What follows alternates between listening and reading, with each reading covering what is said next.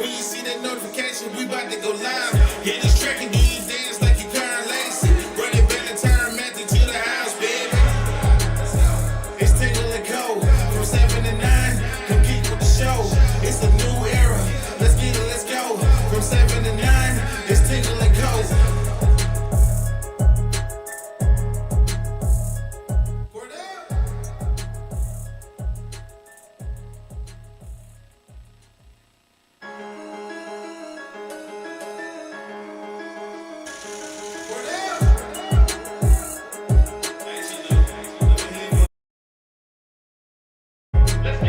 It's Tingle and Co. From 7 to 9. Come keep with the show. It's a new era. Let's get it, let's go. From 7 to 9. It's Tingle and Co. What up, Lloyd? What up, Lloyd? You can call me him. I'm Shay Dixon in the whip with them RPMs. Gotta pull up to the chat and shit out to them. Not trying to ball like Big Folk, then get out the gym. Monday through Friday from 7 to 9. When you see that notification, we about to go live. Hit this track and do you dance like you Karen Lacey. Run it back and turn Matthew to the house, baby. It's Tingle and Co. From 7 to 9. Come keep with the show. It's a new era. Let's get it, let's go. From 7 to 9. It's Tingle and Co.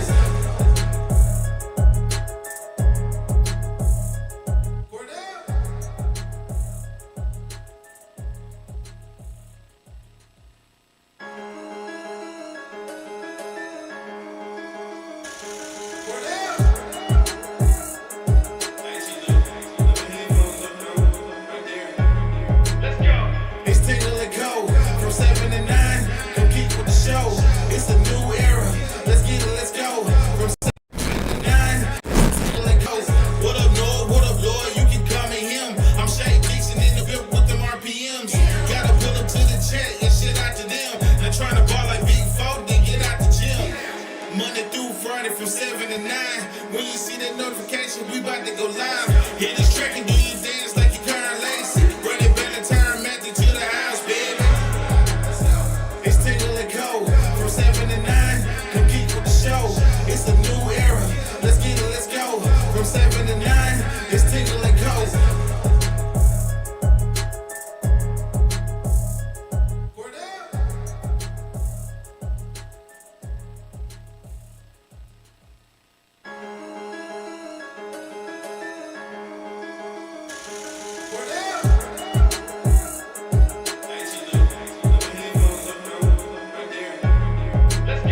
It's Tingle and Co.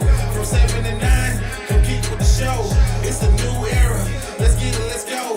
From 7 to 9. It's Tingle and Co. What up, Lloyd? What up, Lloyd? You can call me him. I'm Shay Dixon in the whip with them RPMs.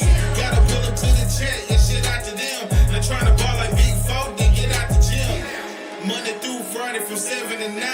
When you see that notification, we about to go live. Hit this track and do you dance like you Karen Lacey. Run it back and turn All Matthew to the right, house, baby. welcome in here on this It's Tingle and Monday Co. morning. This is quite the Monday morning it is. Surprisingly enough, we still have some joy and some laughter throughout this room. I think LSU's going to win out. Lloyd, myself, and Irene. C-Man. No shortness of laughter when Lloyd, Christian, and Noah are in our. There That's you go. right. Fair enough. I love that.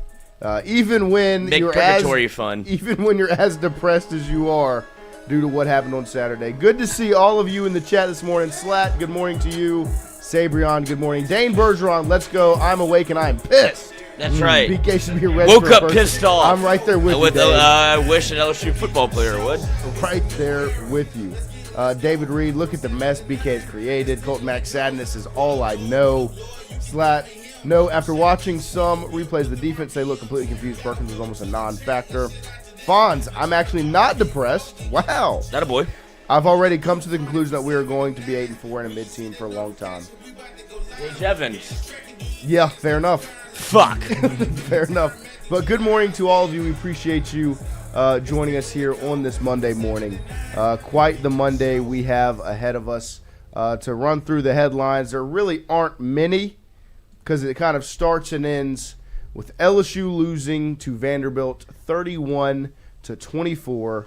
And that final score really just doesn't do it justice. That makes it look like it was a much better football game than it was on Saturday. As we were live in Golf Suites watching it with Roe and Kev, They also were not happy, did not want to hang out too long after the game as they were ready to get out of there. And then you heard again from Roe yesterday at Pizza Byron's. Once again, not very happy. In other news around that game, Tyree Adams obviously went down during the game, earlier on in the game, came back out in street clothes, did not go back into the game. And via Matt Zenitz from CBS Sports, it's feared that LSU starting left tackle Tyree Adams could miss multiple games due to an ankle injury he suffered versus Vanderbilt. The Tigers face number 3 A&M on Saturday and then number 4 Alabama coming out of their bye week. So a key injury, another domino falls as LSU just can't get any positive traction right now. You lose on Saturday and then you lose your starting left tackle who, look, has not been perfect, has not been great. It's been your best player. He's been one of your better offensive linemen. 1,000%. As look how tall he is. He's a monster. He's a huge behemoth of a man. But yeah, he will be missing some time with that ankle injury in what is a pivotal stretch in LSU's football season. Do you think Brian Kelly will call him a go, probable, questionable? Who knows? Who cares? Doubtful, or whatever those words mean. cares? I don't care what those words mean. I've never. It's all copy and paste, man. And look, Charlie Oliver, fire up the search. Sabrion Noah, nobody's feeling better. I need to be put on a watch list. Carl Dunn, I'm over the game. Disappointed they lost. College football isn't the same game anymore. Brian Burgess, why is all hope lost? I didn't say all hope is lost. I asked, is there any hope left? Andrew Messina, there better not be any sunshine pumping today. Frick CBK, get him out of Baton Rouge, pay the buyout, and get Kiffin. Look, I don't even know if it would be possible to pump sunshine today. As much as you can try and twist and turn and change the perspective to, hey, it's still only 2 losses. If you run the table, go 5-0. You know, I was trying to maybe sunshine pump. Yesterday I was on the phone with my dad, and we were talking about the game and all of those things, and he was like, you know, I mean, my dad was like, I still think they have a chance against A&M. I was like, I can get myself to that point relatively quickly, but after that, it's just where's the hope in any game after? Are you edging or are you gooning? Christian?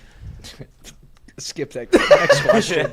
Next question. We're not answering that. So as much as maybe you can try to sunshine pump and say that everything's right in front of them, because on paper that statement is true, right? Everything is still right in front of them. There is still a path to a postseason life.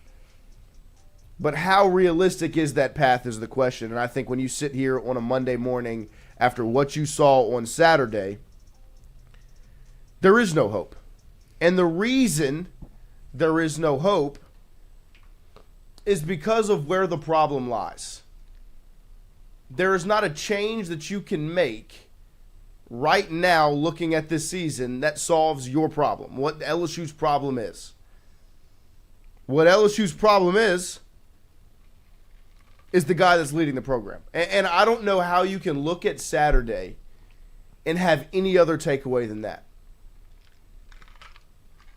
I have been relatively positive on the BK front through the offseason and going into the year, hoping to see some sort of buy-in and a different vibe.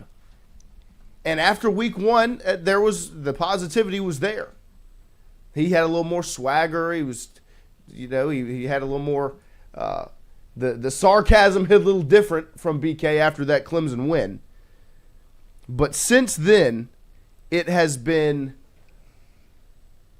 malpractice what has happened to this football team and what's happened to this football program. The one thing, and I said it yesterday, I said it on Saturday as well, looking at that game on Saturday, when you look at Vanderbilt, what's the saying? It's not your mama's Vanderbilt, right? They are a different program now. They are hard-nosed, smash mouth. They're not a team that you can just blink and sleepwalk through and win. Vanderbilt has changed. This isn't your mama's LSU either. There's no more intimidation factor from LSU. looking at them on Saturday, Vanderbilt wasn't scared or intimidated once through the week. They weren't intimidated once on the field. And you saw it from start to finish. One team was more physical than the other. One team took it to the other, and it was Vanderbilt taking it to LSU. The way Clark Lee has turned that program around in Nashville, has turned it on its head, changed the narrative around what Vanderbilt football is, the same thing has been done in Baton Rouge. LSU has had not very good football coaches before, right? Guys that aren't scholars of the game and can do all the X and O's and are going to outcoach it. But they were still intimidating. It was still LSU football. And that narrative is now gone. And you saw it all week and into Saturday. I sat right here at this table in this chair on this microphone saying if there was a game for Brian Kelly to change the narrative around him and around his LSU program, it's Saturday. But instead what happened was that narrative was confirmed. BK can't get them up for the game. Can't put that chip on their shoulder. There was no chip on LSU's shoulder when there's 1,000 reasons for there to be one. Vandy was talking that talk all week. The nation was talking that talk all week, disrespecting LSU football. And LSU had a key opportunity, 11 a.m. on national television, to punch back. And they didn't. On both sides of the football, they didn't punch back. Instead, they got dominated from start to finish in a football game against Vanderbilt. And I know Vanderbilt is a very good football program right now. But at the same time, the reason LSU lost by 7 points is because of talent. You were the better collection of talent. You weren't the better football team. You aren't the better football program right now. I will repeat myself. LSU is not a better football program than Vanderbilt right now. Where we sit on October 20th of 2025, and it's not just because of what happened in the game, it's what the game represents. It's the under the cover look at what that game showed you. Both teams had an opportunity to make a statement, and both of them did. Vanderbilt made the statement that they're not your mama's Vanderbilt. LSU made the statement that they're not your mama's LSU. That golden era of LSU football that we've lived in, where regardless of who the quarterback was or the coach was or the play caller, all of those, they were going to be intimidating, they were going to be strong, they were going to be physical, they were going to have a different energy around them. And on both sides of the football on Saturday, they didn't. LSU got dominated by Vanderbilt on Saturday. And it is a neon sign in the sky to the country that you can punk LSU all you want. Take their lunch money. They're not going to fight back. And that's never been what the program is. And this is not a knock against the players, because I credit the players in a sense. The fact that they can still put the pads and the helmet and the cleats on and go out there and work the way they have and all that, when very clearly and obviously there's a problem up top. The fact they made it functional while it's been dysfunctional the whole time. The fact that they've played you into football games you have no business being in. Yeah. LSU got outcoached in every sense of the word. And a lot of times when we say outcoached, we think X and O's, right? We think like, oh, they moved this, they called this play outcoached. They got outcoached in X and O's. They got outcoached in every sense of the word. Vanderbilt showed up at 11 a.m. ready. From start to finish, they had the energy of a team that was going to win that football game. They were comfortable. They were in full control from start to finish, and LSU was the complete opposite. So, Andrew, to your point, I wish that I could sunshine pump this morning.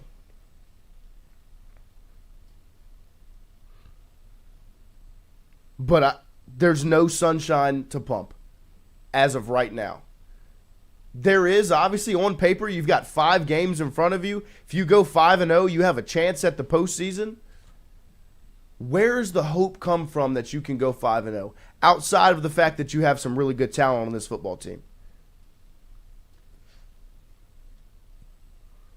You have so much talent on this football team. You've lost 2 games this season to 2 teams with less talent than you.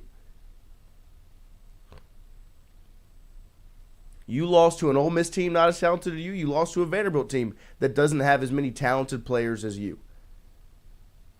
But you got outcoached in both of those games. When you can't win on the road at 11 a.m. in a Vanderbilt stadium, that's not this ruckus environment.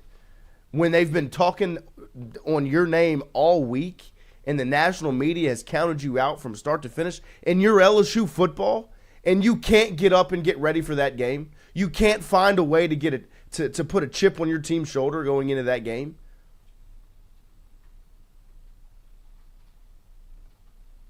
And you go out on national television and you get dominated. Man, dominated from start to finish. It is, what's the term that a lack of institutional control? We've heard that term before.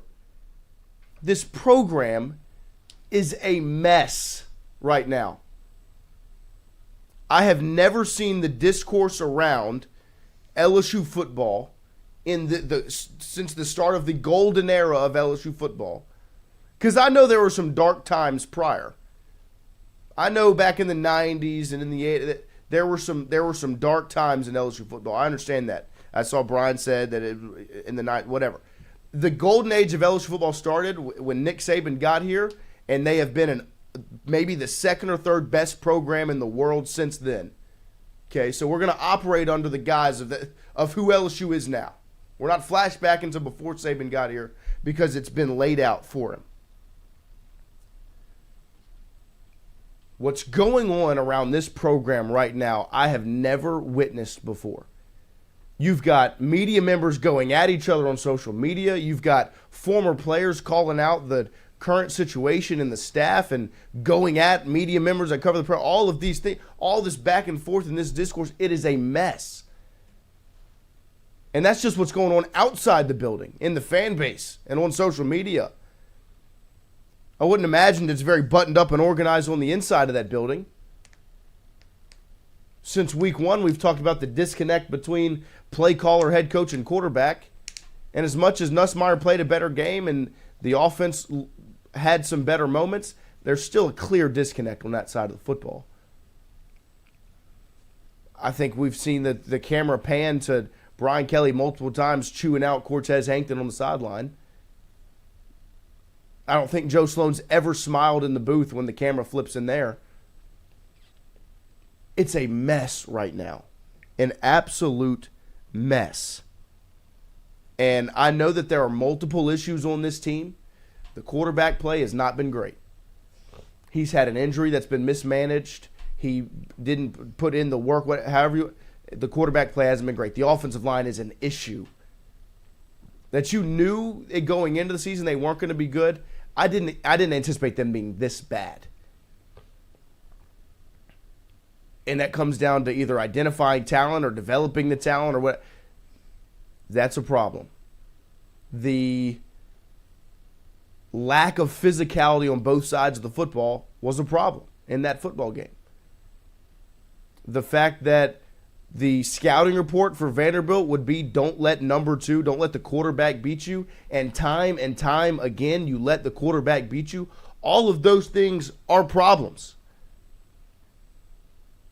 All of those things are problems. And that all reflects one thing. It all goes back to one place. When you have that many problems, it reflects one thing. It reflects one person. When you have that many problems within a program, you have to look at the top. Who is running the program? Because all of those problems are right. All of those issues that have been highlighted that I've seen y'all put in the chat and out on Twitter, and no, this is the problem, no, this problem. They're all problems. And that all reflects one thing. It's who is in charge of the program. And right now, today, October 20th, 2025, the LSU football program is a laughing stock in college football. They're putting signs on doors to the media room with warnings on it. Vanderbilt's posting that on their main social media page on Twitter. You got dog walked on the football field and they're making fun of you after. They put a danger sign under the media workroom door that says the room you are about to enter may contain elevated temperatures, slam tables, raised voices. Proceed with caution. A laughing stock. And I wish I could diss Vanderbilt for that and say, oh, you're just not used to winning, whatever. No, they're not. And LSU is the laughing stock. That Vanderbilt football can punk you on the football field and then make fun of you right after.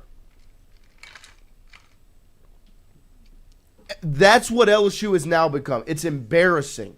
And I felt bad sitting next to Kevin Falk on Saturday and Rohan Davey on Saturday and Rohan again yesterday, that the work that those guys put in to lay the foundation of what LSU's been for the last 25 years.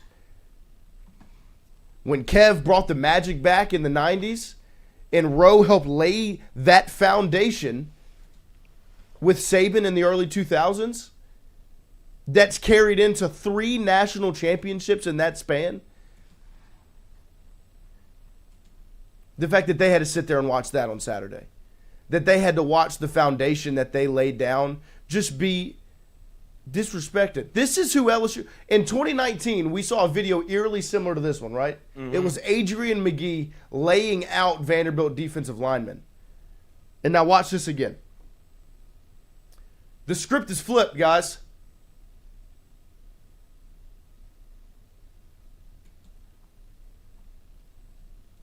In 2019, and this has nothing to do with 2019 and the skill players and who they were. I'm not trying to live in that season. That season, there's a mindset that LSU is supposed to have that's not had right now.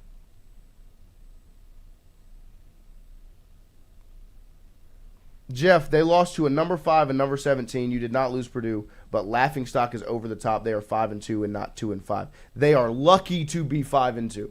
The same way last year they were lucky to be 8-4.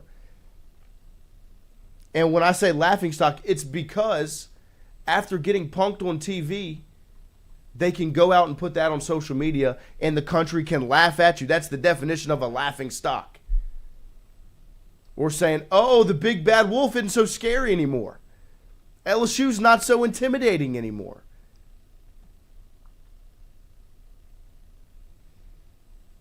And I understand that Ole Miss has a top 10 ranking and Vandy's a top 10 team. LSU's more talented than both of those teams. But you played 2 teams that have an offensive identity, and you played 2 teams that got up for the football game in a way you didn't.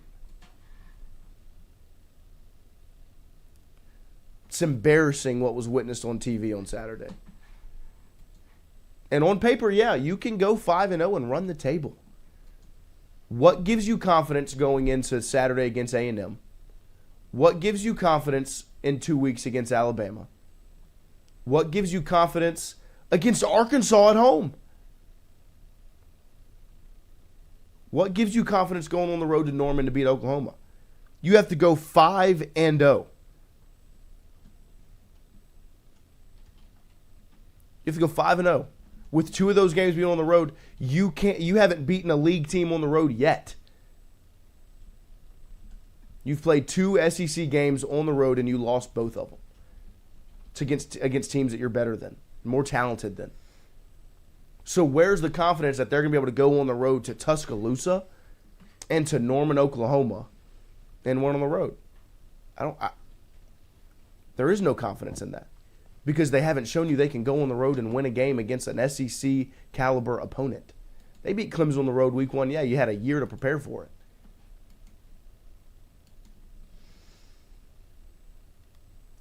And the worst part about it all is that the way to bring some life back to this program, the changes that can be made can't be made. You can't pay $60 million, $50 million, whatever it is, 53, I don't know. For one coach and then the staff, however, you have the money for that. But to look at it like Fat Boy said, or Chili said, 5-0 isn't happening. I would be surprised to find a person in the LSU fan base that sits here on a Monday morning and is confident that LSU can run the table and go 5-0 from here on out. 5-0 with wins over Texas A&M, who's a top 5 team and has played complimentary football. Now, they haven't looked like world beaters, but they've looked better than LSU up to this point. And then you have a bye week, and then you go against Alabama. You're going to go on the road to Tuscaloosa and win that game. And then you've got Arkansas at home, who Arkansas put up 42 points on A&M on Saturday. Took Ole Miss to the ropes. They've got an offensive identity, and you've played 2 teams with an offensive identity so far this year, and you've lost. Then you've got Western Kentucky. Thank God you've got Western Kentucky. That'll at least get you bowl eligible. And then you've got Oklahoma after that. And if John Mateer is healthy, you're going on the road to Norman. Once again, you're on the road. You haven't won a road SEC game yet.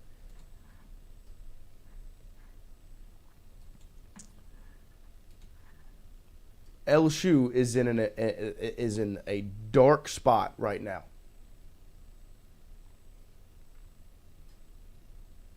And the worst part is it's just kind of, where do you go from here? I think that's the darkest part about it all, is the light at the end of the tunnel is real far away. Very far away. LSU got straight up punked on Saturday and then laughed out the club after that. At least the icy whites are kind of cool. There you go. Yeah. There it is. There's that sunshine pumping we were looking for. Yeah, there you go. What? But, Your feelings, Lloyd? Doesn't have any. You care as much as the head coach cares, huh? exactly right. And I think that's the bigger issue. It's not this LSU football team in general. It's not the fact that you lost to 2 top 10 teams by a combined 12 points. I don't think anybody cares about that, because you're good enough to run the table. You're talented enough to run the table. Right. Systemically, you're not. Right. That's the problem. Why would you believe then somebody that has taken the LSU job and sold you a bill of goods? Why would you believe anything he has to say? Why would you believe or put any faith or trust in that man? Since he's been here, nothing really has happened to believe that he can win a national championship. Right. That's the problem. It's not the fact that LSU isn't talented. It's not the fact that all the talent in the LSU. world. It's the fact that from the top down, there's no reason to believe. It's not the players. It's not LSU. It's one man who's actively ruining your brand. You're getting punked. And that's you talk about, I don't even care about so much like you could say LSU got dominated. Like I've seen that. I've heard that. I think LSU, they still played hard. Oh, 100%. But I like it goes from, you look at Vanderbilt's head coach and you look at Brian Right. Kelly, and that's what it is. The sign outside of the presser is all you need to know, because that's what LSU, like, you've taken on the identity of your head coach. Nobody likes Brian Kelly nationally, internally. It is what it is. But if you don't win, he is the easiest person to make fun of in the country. And you can't look at James Franklin anymore because he got fired. And you can't look at Dabo anymore because he's just shut up. But the Can't things look at about Billy them, Napier anymore. but even the things about them was they were likable amongst their schools because the LSU players is- liked them, the players respected them. They were liked by the players. I don't Who? even know if anybody on LSU likes Brian Kelly. No. People in Clemson Les die was for Dabo. likable. Yeah. He was quirky. It's easy to laugh at him, but look, all the players like Dabo. All the players, for the most part, I think, like James Franklin. Saquon talks about James Franklin all the time. Yeah, and to your point, Lloyd, like I'll say, that's why the talent is not the issue. The players are not the problem. Now, could they execute better and this, that? Yeah, you can nitpick certain plays and these things that the players should have done better. It's football. It's But going to happen. it's You're the going to play sport, perfect. and on top of that, it all reflects one thing. It's not their job to get themselves prepared for the game. It's on the coaches. It starts at the top. And the coach would say the opposite. The talent, I would say the team, like the collection of talent is not the problem. The players are not the problem. The program is the problem. The program itself is in a bad spot. And that's where I think the lack of hope, because if you're just going talent wins out, you can go 5-0 from here on out with the talent you have on this team. I like think they you can. said. I will contend that they can beat Texas A&M. Well, that's what I told my dad yesterday. I was like, look, I can talk myself into it easy that they have the talent and they're at home to get a win over A&M, and then you've got 2 weeks to prepare for Alabama. And if you do that, then it just comes down to taking care of Arkansas at home, West Kentucky, and seeing how healthy Mateer is at the end of the season. Like, I can talk myself into This is the problem. situation. This is the perfect tweet. But at Shaq Dage, the worst part about Brian Kelly is he makes us unlikable. LSU, probably the most likable brand in all of college football. People ran through walls for Orgeron's Tigers. Now it's a joke. Recruited a hell of a roster this year, but football is a coaching sport, and we have nobodies. It is what it is. You're stuck with it. I mean, what, 5, 6, 7, 8 years ago, LSU was the coolest brand in the sport? Yeah, I mean, they still played the 2019 The hype Oklahoma. videos? Yeah. No, I mean, You had a swagger about yourself that when you walked into a building, everybody kind of looked a little bit different. You were the baddest man in the gym. which is a swagger that's had in other programs still on the same campus. LSU women's basketball has that swagger where they walk in a building, there's all eyes and cameras on them. Yeah, but LSU men and not LSU baseball has that. LSU football should be the epitome. That's where it all began. And it's not even to say that you're the best team in the country. It's just to say you're literally the coolest. no, it's just there's an attitude about yourself that when you walk in, everybody goes, LSU's here. Yeah, and everything that comes with that. Yeah, and that's not, people laugh at you now. Like, that's just kind of Put what it is. signs on the doorway. Because they're not looking at LSU, the brand. They're looking at one person. They go, him? Okay, I'll fight. That's what it is. No, I'm with you. That's what it is. And there's nothing he can say no, there's nothing because he can he's do. out of moves. This was you know the what this year. this you know what this is? A dead man walking. This was.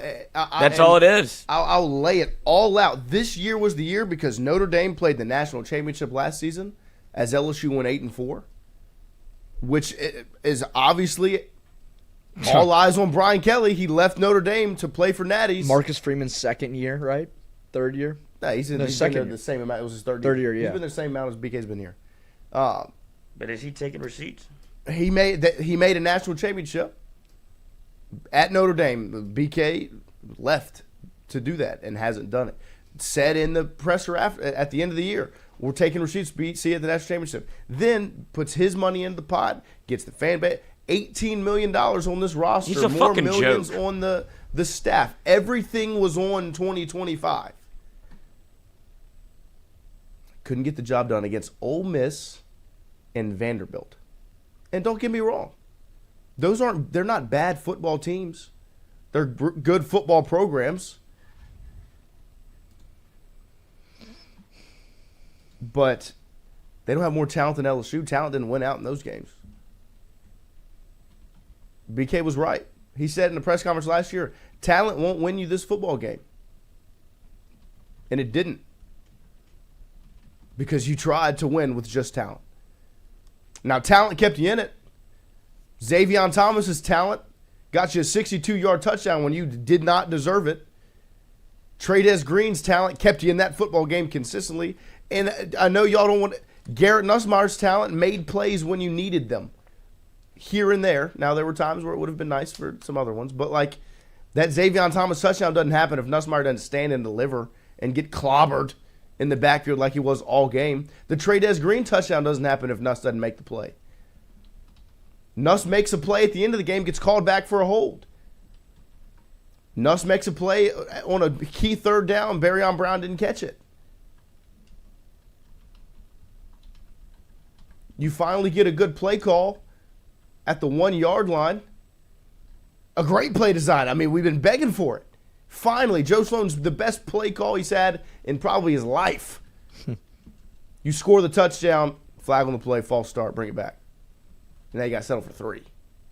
Instead of cutting it to 31-28, it's 31-24.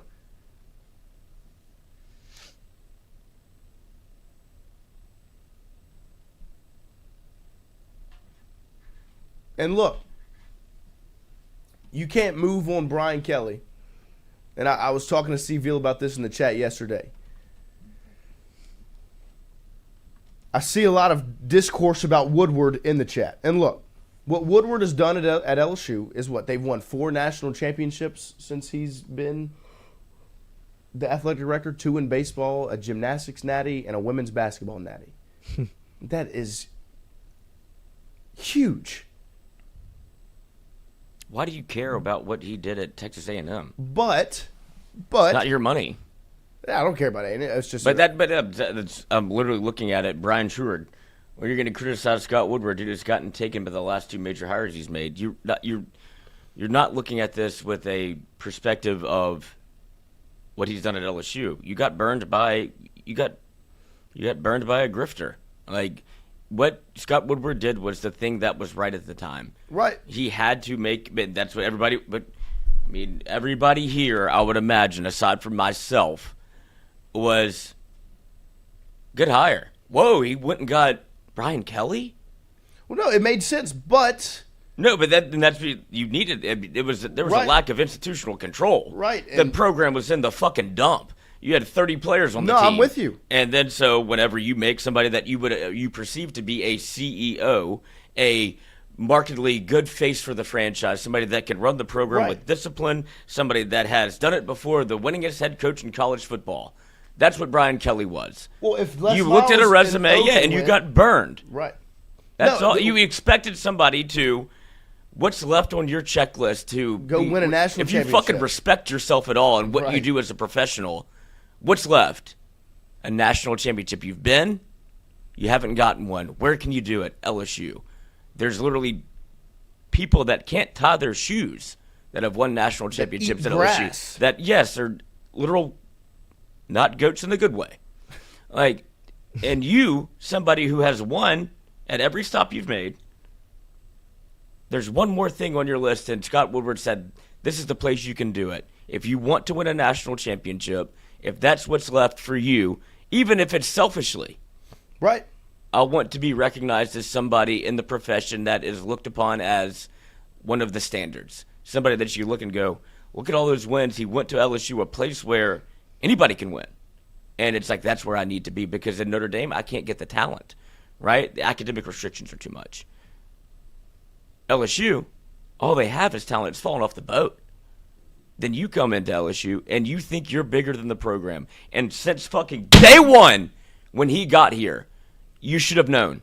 Like, you saw whenever you think you're bigger than fucking LSU, then the purple and gold, like, everybody around you is saying, this is the way, he gave you the fucking test.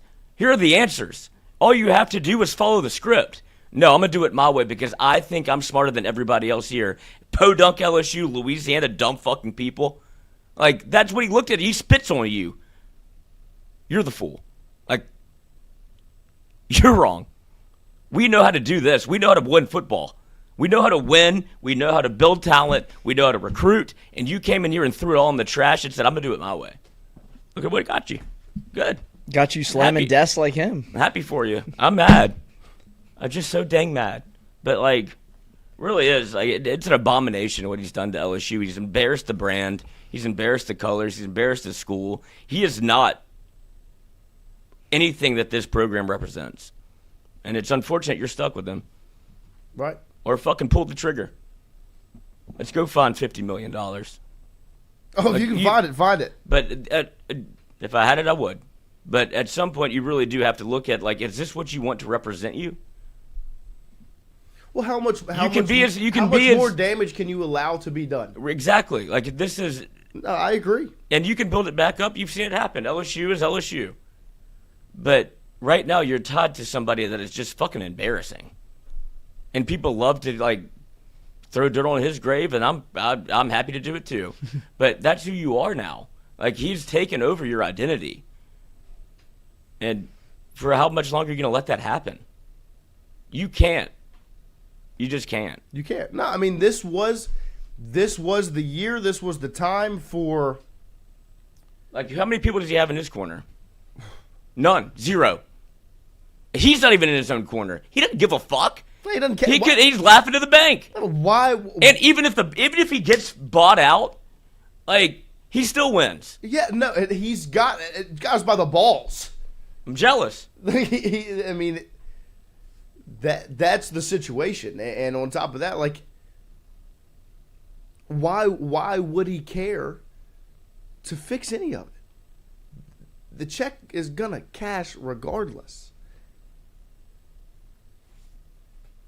But that's why it's not on Woodward. Like, sure, no, I love Woodward. On paper, it was the right pick, and you had to give him 10 years, $100 million to make him leave. But it's not Scott Woodward's fault for thinking somebody gave a fuck about their job. Like, right. Scott Woodward approaches his job with the intent to be the best. Right. He wants LSU to be the best program, and he's done it look at every other part of LSU. You know how hard it is to win in everything? He's made LSU damn near close to winning at everything. Right. And the one thing that you're going to get pointed at is, like, okay, I'm going to go get that was a splash. He makes big hires.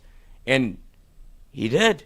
But you can't blame Scott Woodward for looking at Brian Kelly and thinking he wants to win. But he doesn't. The man doesn't care about his job. No. And that's, at the end of the day, the gun's pointed back at Woodward, saying it's my fault for misevaluating what I thought Brian Kelly would care. No, I agree. So if you're going to yell at the players for saying, "Oh, money, nobody cares anymore because they get paid," it's an equal playing field. Everybody gets paid. NFL players get paid. They care about their job. LSU football cares. The players care, or else this thing would have been broken from the rip. Oh, and I will pound the table on that front till the day I die. The players, the fact that they will still put the pads and the helmet and the cleats on and go out there and work the way they have and fight and claw the way they have, and they're the reason LSU is 5-2. The players. We've all been on teams. You've played for good coaches and you've probably played for bad coaches. It's pretty hard to go out there and give your all when it looks like your coach doesn't care. So it's a credit to those players that put the 3 letters and the 2 colors on each and every Saturday and still go out there and give you a chance to win football games. And Glimmer says it. It should have worked, but Brian Kelly botched it. Oh, my God. Like, on paper. Fumbled it. No, on paper, I was listening to somebody talk about it yesterday. I cannot. Les Miles and Coach O won national championships at LSU because they did what? They followed the blueprint that the greatest head coach of all time laid down for you. It's not hard. That's the thing. No, because Brian Kelly went out of his way to make this job fucking untenable. And no disrespect to Miles or O, they're idiots. Yes, they're Saturday Night Live characters. Like, that's who they are. But they won national championships. And so when you tell me, okay, Brian Kelly's going to come be the head football coach at LSU where those guys won, and I love Ed Orgeron, and it should have continued to work. He should be LSU's coach. He also botched it. He did it to himself. He botched it. If you would have told me LSU was going to get the winningest head coach of all time to come and be the head coach at LSU, and he's won at every stop and this, that, and the other, it should have worked. On paper, it should have worked. But Brian Kelly didn't want it. And I wish that... You have to try not to win here. Right. I wish that would protect Woodward. But sometimes, and really at LSU, there's one hire that your job is relying on as the athletic director. And I personally, as Noah Tingle, will pound the table, keep Scott Woodward at LSU. We've seen 4 national Nobody championships cares since more Woodward's about been LSU here. than Scott Woodward. He's LSU through and through, and he got played by BK. But I'm not the one that makes those decisions. And I wouldn't be surprised if whoever makes those decisions lands on that, because there's a lot of shakeup at LSU coming up. You're about to hire a new president. You got all of these different aspects of it. Not to get into the politics of all of it, but that's where LSU's at. We'll see what the future may hold, but what I know is in the future is more Brian Kelly. And that, in turn, is not good for LSU football. It's not good for LSU athletics. It's not even really good for Louisiana State University, and it's not even good for the state of Louisiana. JB, why wouldn't Woodward go after Kiffin back then? Kiffin wants to win. The optics, you have to play that part of The it. politics you can't go of from Louisiana. Ed Orgeron to Lane Kiffin and be, I can't get burned twice. If you go from O to Kiffin and it doesn't work, Then you're having this conversation in a much different light of loose cannons. If anything, you extended Ed Orgeron. Yeah, I mean, looking back on it, yeah, they should have gone Kiffin. yeah, in hindsight, But, of no course. but shit. no one knew that. Me? Well, Jordy. But everyone understand, like, we understand as much as we were all in on Kiffin. I put out a tweet when the job was open. Kiffin was my number 1 pick. Yeah. But the optics were the reason why you couldn't do it, and it made sense. You can't go from O to Kiffin and it not work. You have to be completely He sure. went with the safe hire. He spent money to get the safe thing. Yep, you needed a program. And what did I say when Underwood decommitted? I said, BK did a real good job at building the plane. He put the plane together, got you back from 39 scholarship players to a competitive football program once again. Can't fly that plane, though. And you've seen it. He's got a private jet, whatever you want to call it, the best plane in the world with this $18 million roster. The best plane money can buy, and the man can't fly it. And that's the best And part. autopilot's right there. Just press the button. That's the best part of all of this. If you Can't want fly to, it. if you want to find some positivity in this, is old buddy is out of excuses. Oh, yeah. That's why I say dead man walking. There's nothing he can say. There's nothing he can sell you. There's nothing he can. There's Right. not a move he can make Right. to where anybody will get back on the side of public opinion of Brian Kelly. All you could have done is win, and you lost. There's nothing he can do. Went out, but nobody's gonna. I don't think. You can. It's But no, not but even if he does, I think it'll be in spite of Brian Kelly, not because No, if of he Brian went- Kelly. No one's going to look back and applaud BK. No, they go if he 5-0. wins, like, okay, winning out, are we thinking national championship when we say winning out, or like making the playoff? He has to win 'Cause a there's national two different championship this year. They're Right, not he He would getting. have to saying. win a national championship this They're not year getting for better next year. any narrative around him to change. It's such a shitty hypothetical because it's literally just No, not that's what going I'm to saying. happen. But even if he won it, it would be. no, LSU I'd rallied be back on around the. and beat Everybody it. be back on the boat. No, No, not on Brian. No, where he is right now is he can't win. He can't win. yeah, that's why it won't happen. If LSU runs the table and wins a national championship, the narrative would shift. If you get a ring, the narrative shifts because Something would have to come out for it to not shift. for majority of the fan base, maybe not you and I, Lloyd. The narrative would shift. It's like Ryan Day. It's like Ryan Day, like the narrative on Ryan Day. Yeah, shifted. sure. That's Yeah, fair. I think That's a good that call. might have been worse than Right. where we are now. Honestly, now they ended up like winning out and running the table, but they might have been in a worse spot than we are right now. I'd say it's very similar. After they lost to Michigan, 3-4 times in a row? Yeah, but he was. I mean, Ryan Day just the way he looks throws people off. But Well, it's the same thing. but he won 10 games. Like he was consistently winning, couldn't beat Michigan. It's like if LSU, Les Miles couldn't beat Alabama. Yeah. Okay, but at least you're still there. If you had that style of 10 games a year, LSU's going to the playoff. Yeah. This is you can't get your fucking dick out your pants. You're pissing all over yourself for no reason. Right. Like, there's really nothing Brian Kelly can do. It's too small. You can't grab it. There's nothing he can do, even if he does end up going to a playoff. Do you have any faith that it's over? It's fucking over. No, I agree. He's I'm with making you. the one thing I like. The reason he's The still one here thing is I you don't love have- in this world, the one thing I care about. Right. LSU baseball, LSU football. You got one I of feel them. markedly different about two of them right now. This is like the first time in a long time it's gotten cold outside, and you're kind of looking at the next. But sport he's up. ruined one of the few things I actually enjoy. That's what I'm saying. I know. Like, I hate this man. He's like, it's such a hard thing for me to have to come to terms with. I've watched LSU my entire life. I've rooted for LSU. I've seen the ups and downs. This is the worst it's ever been. Just in terms of who you have at the top, there's really there's nothing he can do for me. It's like, you talk about when you divorce somebody, it's because you hate them. Like, I'll pay you $50 million just to get out of my life. I was about to push that back is on that. I was about to push back no, on there's that. there's nothing he could. There's not one thing. I don't care if he wins a national championship. I'm almost to the point I'd rather see LSU lose so he can go. Like, everyone's. I think that's what I'm saying. Like, there's nothing he can do. I think you have to be at that point now. No, I mean, it just is what it is. Yeah, no, I think I agree. The reason he's still the head football coach of LSU is because you can't pay the buyout. And so, look, we appreciate everybody tuning in this morning. We are brought to you every day by CAS Roofing and Advising. It's not just another roof; it's our reputation. CAS Roofing and Advising. Our guy Pierce Patterson from CAS 225-910-0619 is the number. If you've got grit in your driveway falling off your roof, you got a missing shingle. If your roof is just 10 years old or older, or you got a leak inside the house, call 225-910-0619. Pierce will head over there. He'll hop up on your roof. He'll check it out. He'll let you know if you need a roof replacement, if you just need to get it fixed up, or if you're in good shape. He'll keep you on the call list.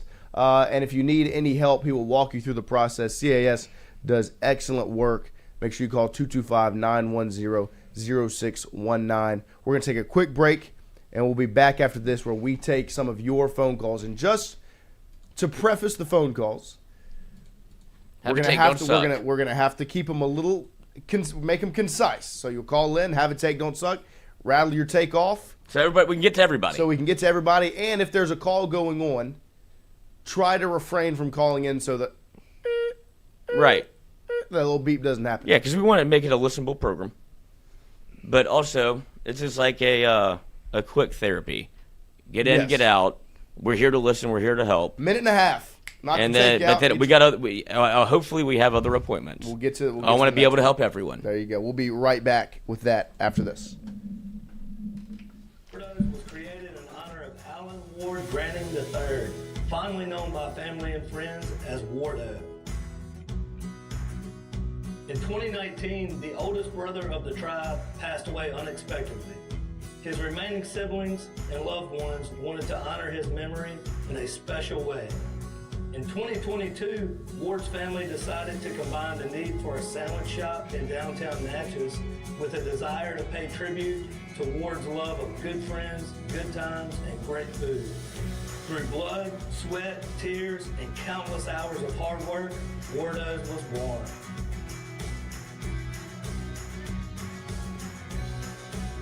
So go visit Wardo's today at 309 North Broadway Street in Natchez, where the po' boys are so good, you'll swear you're in Cajun country.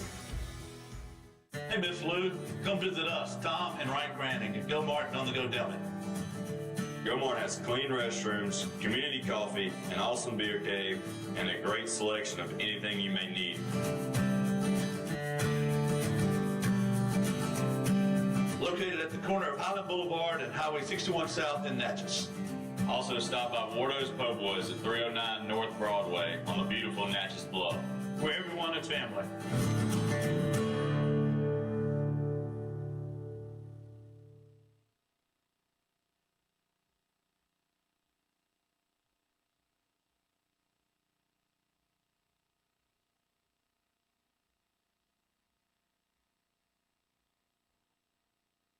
When it comes to your home, the roof over your head matters. At CAS Roofing, we don't just install shingles, we build peace of mind. With years of experience and a commitment to craftsmanship, our team shows up on time, gets the job done right, and treats every project like it's our own home. Whether it's repair, a replacement, or storm damage that caught you off guard, CAS Roofing is ready. We're local, we're dependable, and we stand behind every nail, every shingle, and every promise we make. Because at the end of the day, it's not just about roofing, it's about protecting what matters most. CAS Roofing, built on trust, backed by quality.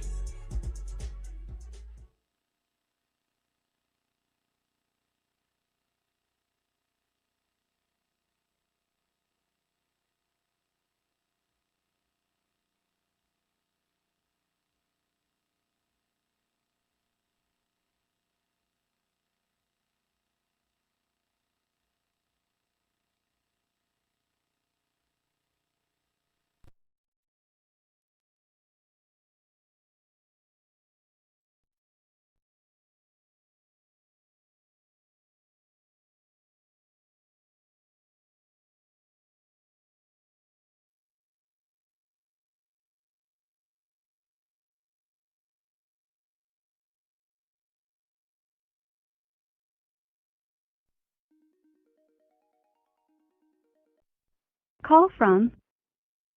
Dude, Coach O.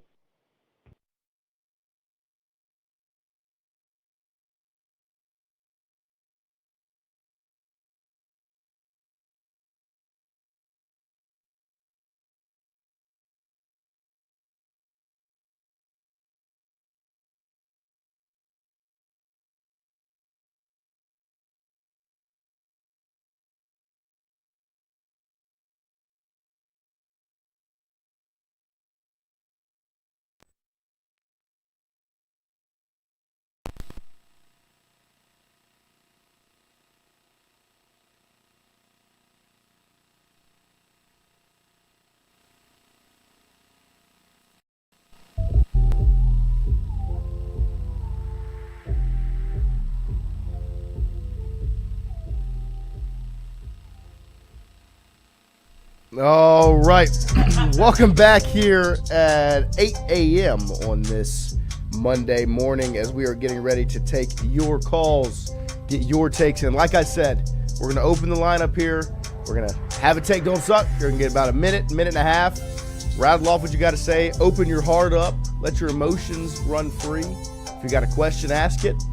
And then we'll give our 2 cents and we'll move on to the next one. So make sure everybody can get their call in.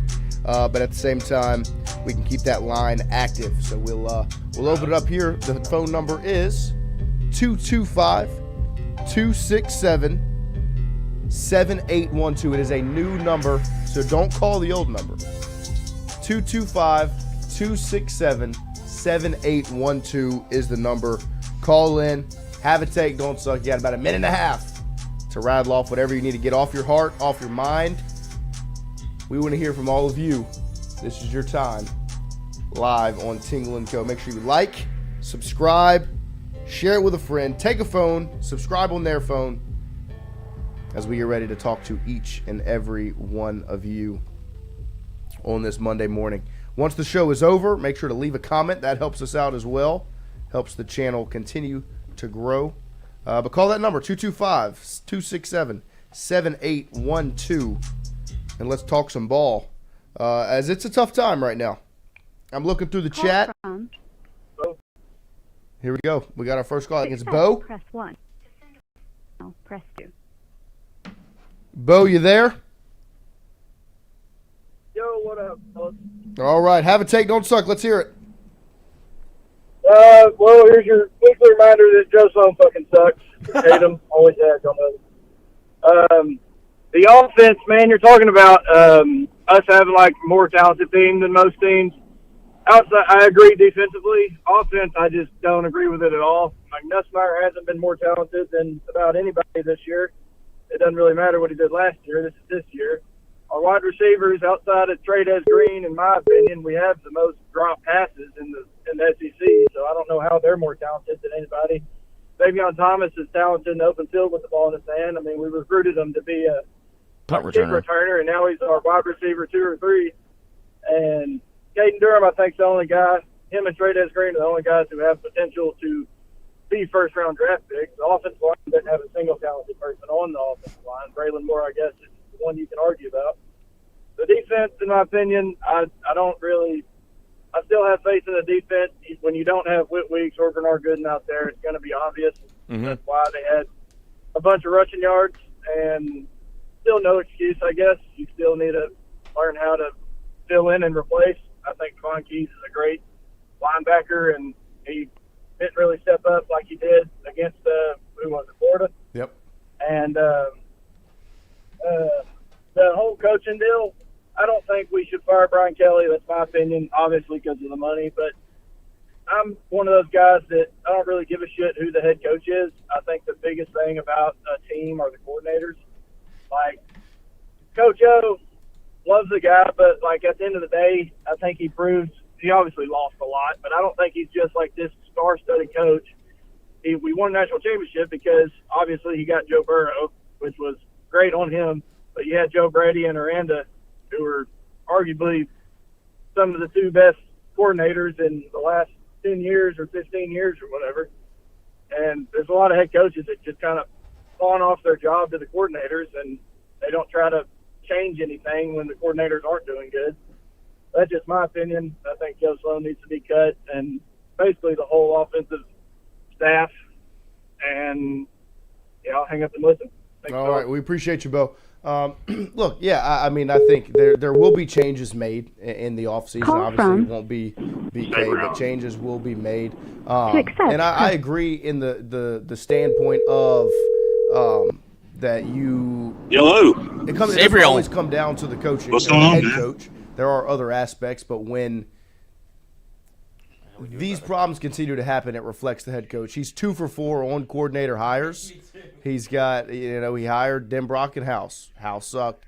Denbrock was good. Now he's gone Sloan and Baker.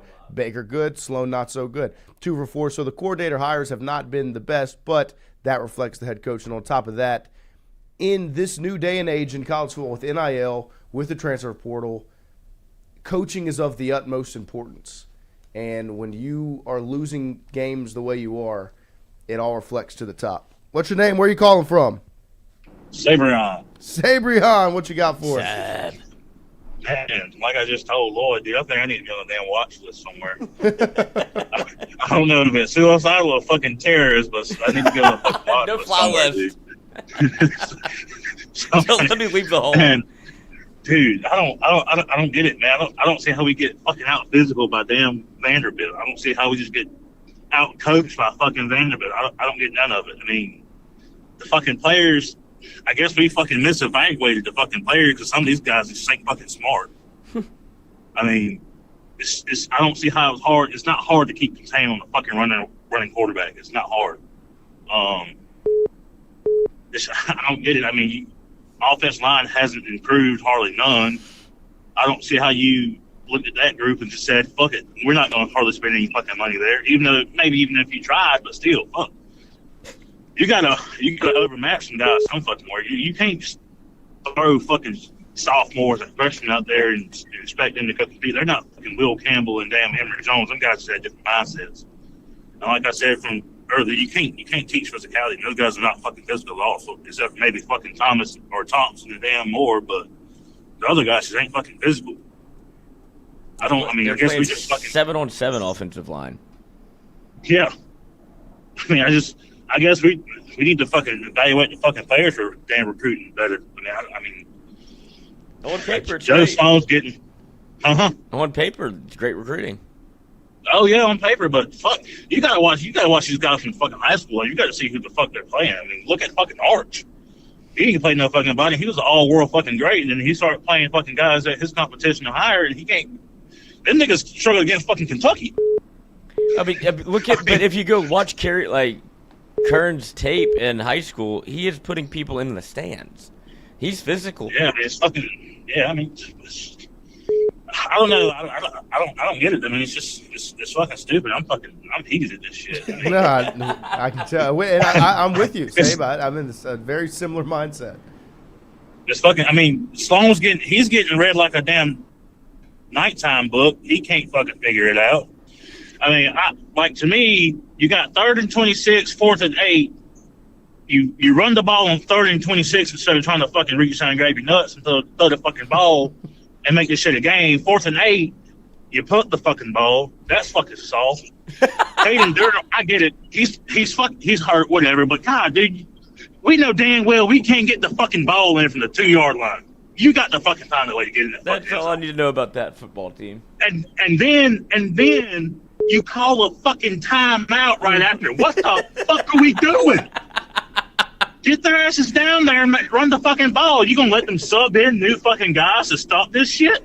Take a break. Just quick timeout. Like they don't matter. What? Like, Can I use that one later? How are we this fucking bad at coaching? And they were supposed to be like all world great coaches. I mean, the defense, like Rohan said the other day, the defense was never having a bad game. And the crazy part is, even though some fucking fans are stupid enough to think, Nuss didn't cost you a fucking football game. Now, did he leave a couple players out there? Yeah, he did. But the guy was running for his damn life. What do you want from him? He gave you all his damn head. Hell, he's on the fucking bench crying after the damn game. So, I mean, I don't get it. I mean, we got to make some fucking changes somewhere. I mean, this shit's not fucking working. Yep. I mean, you go fucking fire Brad Davis, somebody I mean, somebody's got to fucking make a change. Either No, today, tomorrow. Shit, it should have been after the damn game, but yesterday. those changes are coming. Yeah. Sam. we had day late. We had day late. The dog short. Yep. 100%. Yeah. We appreciate you saying, I mean, Ron. all right, guys. My heart is right there with you, buddy. I Call promise. from Donovan. But I agree. Say, Donovan like, Green? to accept, it's press a, 1. To send a It's a voice. tough spot. It's a tough place. What's your name? Where are you calling from? My name is Donovan. Call from Charleston, South Carolina. All right, Donovan, what you got for us? Man, listen. My first LSU game, which I did have a hunch. You know what I'm saying? But you never doubt your boys. That's right. You never doubt your boys, right? Right. You know what I'm saying? But just, I've been trying to give Brian Kelly this pass and, trying to feel him out and trying to do all this, that, here, and third. But, bro, it's just not working. It's just, every time you try to believe him a little bit, he just kind of, let you down, 20 more steps down. You know what I'm saying? Right. And, I really went out there to, so I went to the game in Nashville. I went out there I had a lot of questions about my own team. And, you always see the media, this, that, and the third. But, I'm one of those, I got to see it by myself. Mm-hmm. Now, listen, Garrett Nussmeier is clearly, I love him to death, bro, but he's just still not 100%. You know what I'm saying? So as they're on the sidelines warming up, you know what I'm saying, they're just throwing the ball back and forth. You can see the ball doesn't have the zip that it needs to have. Now, I don't know what they're going to do with that. You know what I'm saying? I seen him after the game, you know what I'm saying, and he was pissed the fuck off. Yep. So, He from cares. this point here, how do you kind of corral this back to kind of get forward, as you were saying, win 5 in a row? It's going to have to be player-led. It's going to have to be a pissed-off Nuss. This is when you have, and I know people don't like to hear this, but a players-only meeting. It's one of those times. There's not anybody, I would imagine, on that team that's looking at Brian Kelly. When have you ever heard them talk about him? They don't go, man, Coach Kelly really got us motivated. It's never that. Right. And right. So, right on that. I've never heard them talk about him. And so I think this will be a Nuss. It'll have to be a Nussmeier thing. If you want to buy into the fact that he didn't maybe try as hard as he should have in the offseason and there's money involved and all of that, at this point, Nuss, you have to say fuck it and I'm a quarterback and I'm a leader. You've been a leader your entire life. You don't get to where he is by not leading and not being the voice in that room. And so it's time to, boys, it's everybody. It's everybody against us, and all we got is us. Mm-hmm. And see, that's what I don't like because, as y'all was saying earlier, it's never been like that. It's never been so much confusion and, hey, man, what's going on? Even if he was half as bad, you know what I'm saying? Bro, LSU fans still had hope. It's just the way it looks like now, you feel as though the world is about to fucking end. And it's bro, I don't even know what to believe, bro. You feel me? I don't even know what the fuck to believe, bro. It's you want to believe, hey, bro, we can get this shit done. But like I said, when I went to Vanderbilt, I said, just so be it. Yep. I said, just so be it. I'm watching these motherfuckers go down 10 and shit. I said, oh, they'll come back, right? Which they did. And mind you, having 4 defensive starters out did not help because that rotation was looking horrendous. After a certain time, you've seen Vanderbilt, it kind of just started to give away. Mm-hmm. You know what I mean? And, bro, I don't believe, bro, Pavia ain't ass, but he ain't the best. Listen, I was praying he threw that motherfucking ball, bro. You feel me? Because the only way he beat us was his fucking leg. You know what I mean? He beat us with his, every time I see him drop back, his heart. Every time yes, bro. Every time I see him drop back, I said, bro, please, somebody just pick that motherfucker off, bro. Because it's in the air for it's in the air for so fucking long. I mean, bro, he barely beat us, but we made him look good. And listen, that's my last thing. I just find it funny how every time when a team plays LSU, right, whenever they don't got some shit, it don't look good or they can't figure it out, they always figure it out against us. Why can't we do that shit? Right? No, I agree. You feel me, bro? Bro, all the controversy and shit that we have going on, why the fuck we can't find a fucking way to fuck, you know what I mean? Make that shit make sense, bro. No, I'm with you, Donovan. I appreciate you calling in, bro. Thank you very much. Bro, am I lying though? No, Am I no, lying, you're bro? 100% Come to a watch right. party. We're right there with you. QB controversy, and all of a sudden, Lane Kiffin has this guy. You know, everybody that gets D2. injured, and you know, Bama don't look right. Shit, Bama look like Bama now. Like, what the fuck? Like, what the fuck, bro? Like, what the fuck is this, bro? Yeah, I woke up and saw, you know, they say you wake up, you're like, oh, the sun will come tomorrow. I was pissed off at the fucking sun. I didn't want to see you. Man, listen, bro. It's just amazing to me how other teams can like make it look like it's piecing together besides us, and it's like, bro, we have just the basics. Just the basics to make it average. It shouldn't look like it's damn dog water. You know what I mean, bro? Like, and like I say, bro, like I tried to get with Kelly, bro, but I'm just at this point that, like I say, I mean, I was never on that like man's team. 10%. Yeah, bro. It's just, oh no, I'll never give up on And my boys, I bro. always but root for LSU. I ain't rooting for that man. yeah, bro. Always, no matter what. I Right. don't give a damn what the record is, bro. But this fucking dude here, I just don't think he's it, bro. Like, you know what I mean? Like, because if this is your best roster, you know what I'm saying? How much better can you get from this point? No, I agree with you 100%. We appreciate you, Don. We're going to open the line back up to the next caller. But thank you very much for man. calling Hey, in. man. Y'all take care now. Yes, sir. Hey, thank you now. Thank Yep, you, yep. sir. All right, let's get to the next caller.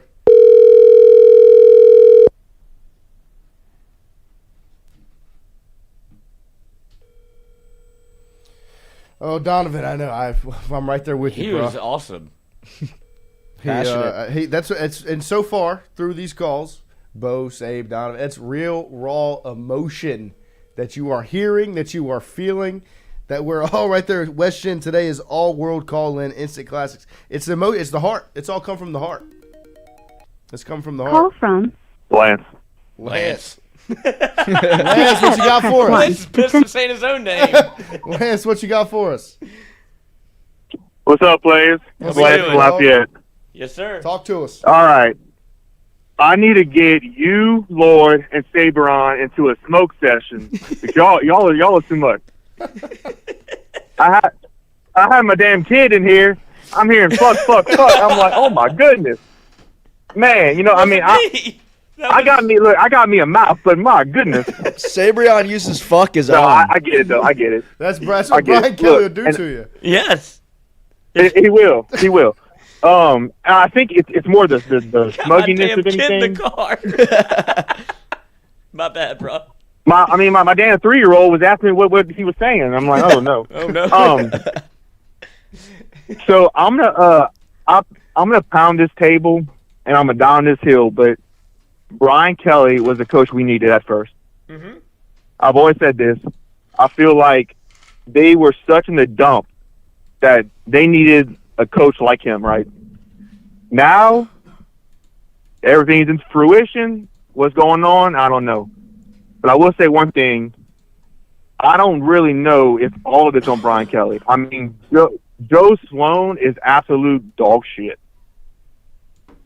Right? I mean, Durham brought him to the 2-yard line or the whatever yard line, and what call was that? What was that Wildcat to Johnson? Or what was it? Yeah. That was after the false start. Juwan Johnson. I mean, it looked like a damn faulted play from the beginning. And Like nobody knew where to go. It was just garbage. Like I feel that defense is always going to be good. Yeah, they kind of came down to earth, but you don't have your leaders or whatever. But I get that. And I mean, Pavia, he's good, dude. Like yeah, he got you. he's like a little mini. He's like a little mini. Manziel. He is, man. He's like a little mini Manziel, and I mean, I think, and I am a Tiger fan. Sometimes glasses or whatever those glasses.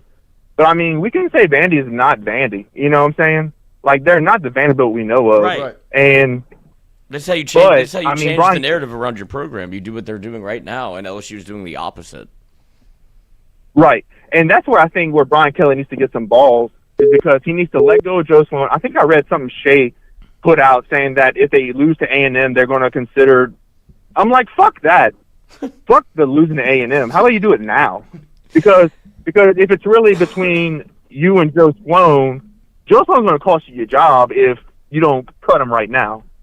I mean, I don't know who made that call, you know, in that off that big run, that last sequence. I don't know who was calling that, but that was garbage. That right there is cause for termination. You know, I mean, you let the golden opportunity to shit away. And so whether right, wrong, or indifferent, somebody is going to lose their job.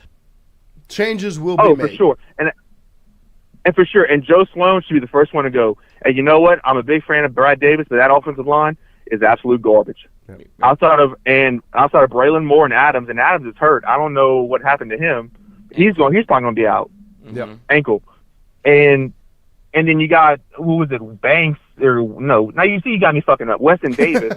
Weston Banks. He's being turned around and on his. I mean, what can you do with that, honestly? And I'm not making an excuse for Brian Kelly, because you are the captain, right? Yeah. Like, this is your team. Everything goes through you.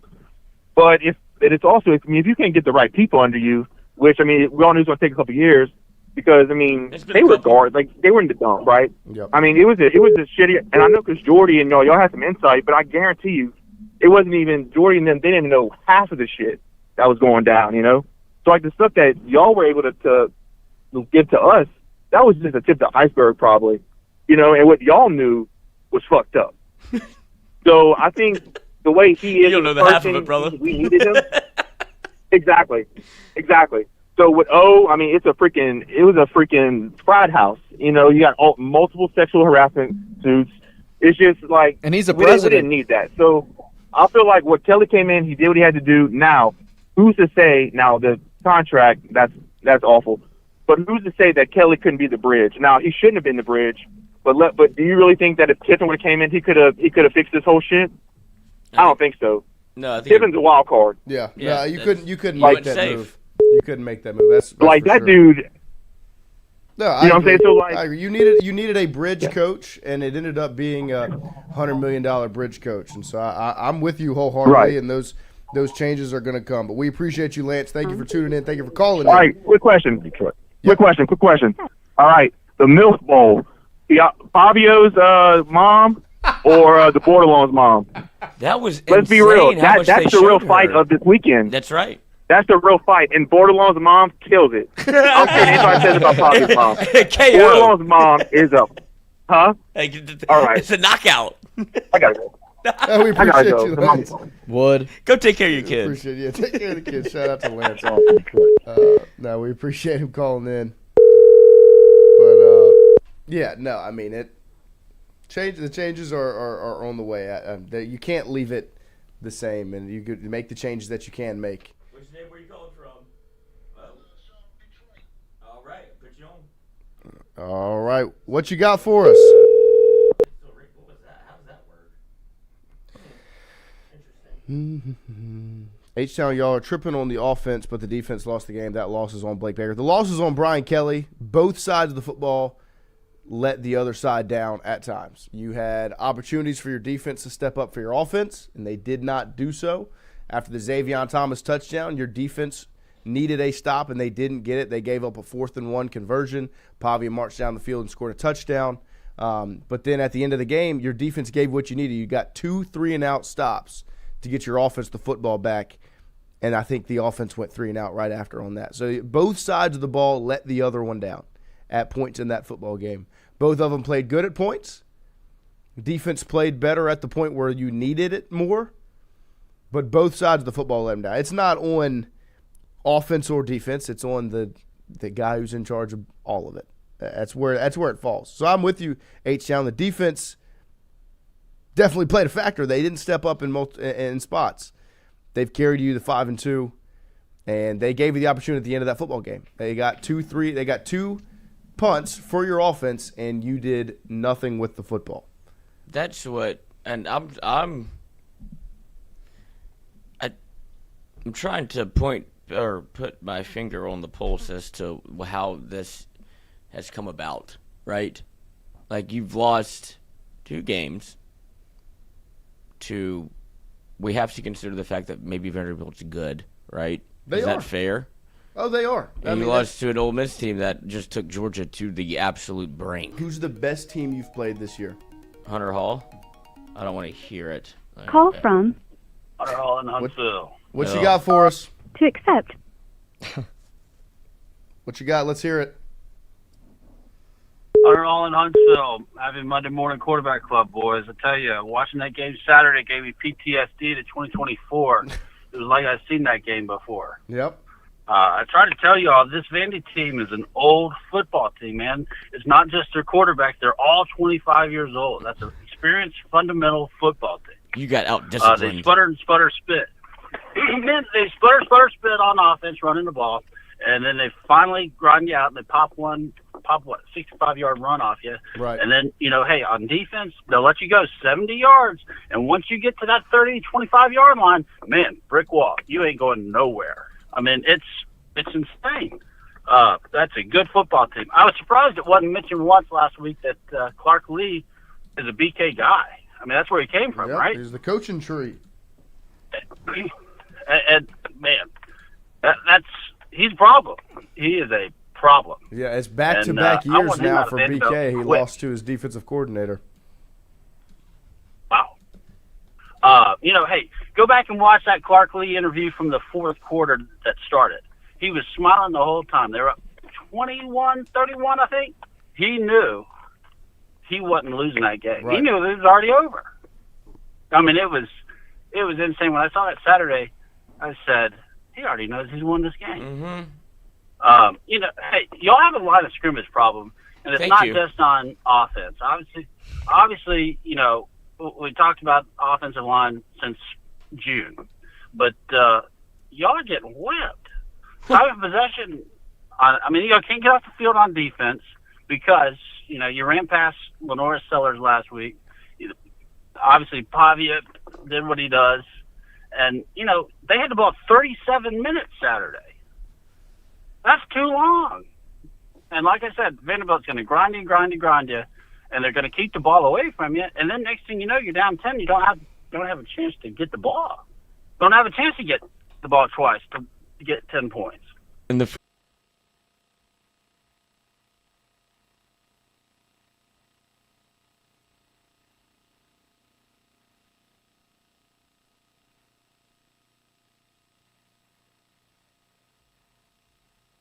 Vanderbilt at center stage is right here. These teams and these fans are excited. Touchdown, Vanderbilt. The atmosphere, as you would expect, living up to the hype. It is electric here.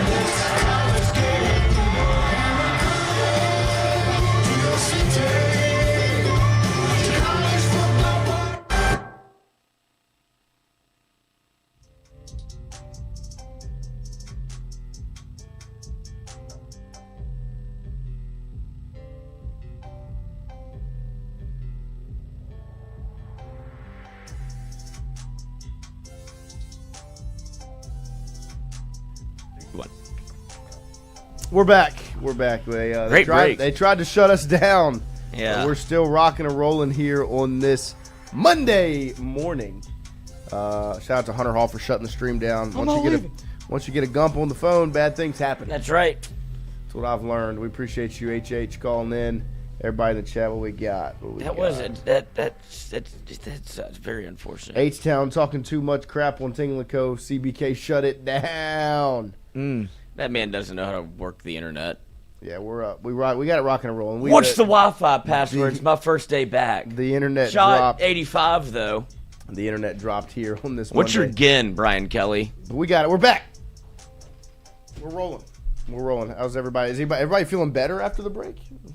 It is always nice. I always love when we take the phone calls in a time like this because it is nice to really just kind of all be in the same. Like when we did the Bryce Underwood show. That was brutal.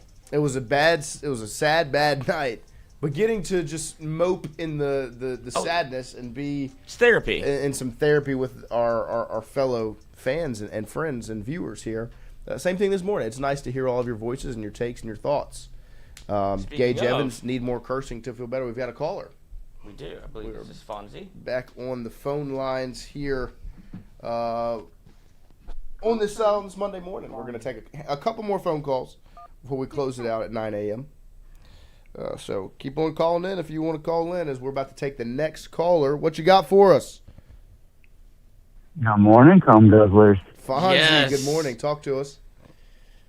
Oh, man. Hey, it is what it is. We can only get better from here, boys. There's no reason to get so upset. We just have to drink more today. That's right.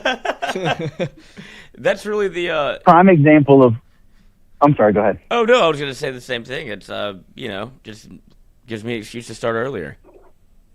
Yeah, there you go.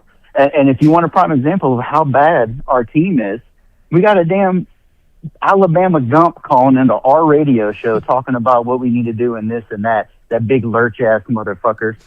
And I was about to say I was going to keep it nice and clean to keep BB's ears from hurting this morning and try to save our show, but I don't know, man. I mean, if it's ever warranted, today is the day. And it's funny how we got from, I said, you've lost 2 games by 12 points combined, but it feels like it's over somehow. It's just the style of it, like the way they lost.